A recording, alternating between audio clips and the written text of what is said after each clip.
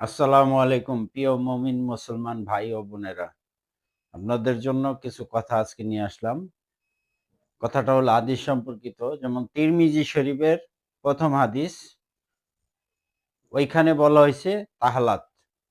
তাহালাত ছাড়া সালাত কবুল হবে না। হাদিসটি ওমর ইবনে থেকে বর্ণিত। তো তাহালাত বলতে হাদিসে বুঝাইছে পবিত্রতা। পবিত্রতা ছাড়া সালাত কবুল হবে না। তো পবিত্রতা হলো দুই প্রকার। একটা হলো বাহ্যিক পবিত্রতা, যেমন অজু গোসল। আর আরেকটা হলো আভ্যন্তরিক পবিত্রতা, নিজের ভিতরে পবিত্রতা।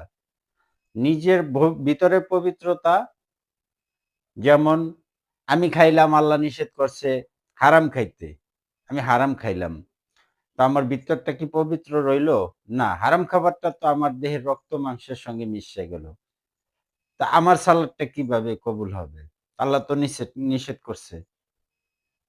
তা আপনি অবাহ্যিক দিয়া সালাত কবুল অজু-টজু কইরা সালাত করলেন। ঠিক আছে, এটা করছেন, আল্লাহ আল্লাহ মালিক।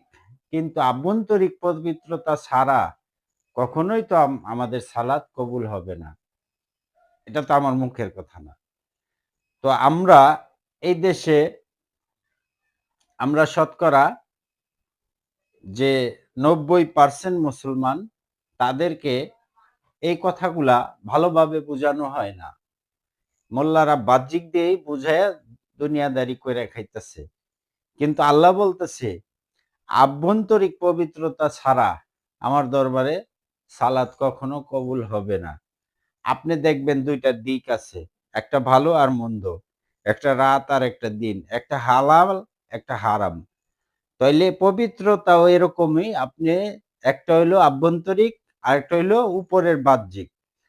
তো সবকিছুর ভালো মন্দ, একটা ভালো একটা মন্দ। আপনারা বিবেচনা করে দেখবেন যে আমি যে কথাটা বললাম, কথাটা কতটুক সত্যতা বা কতটুক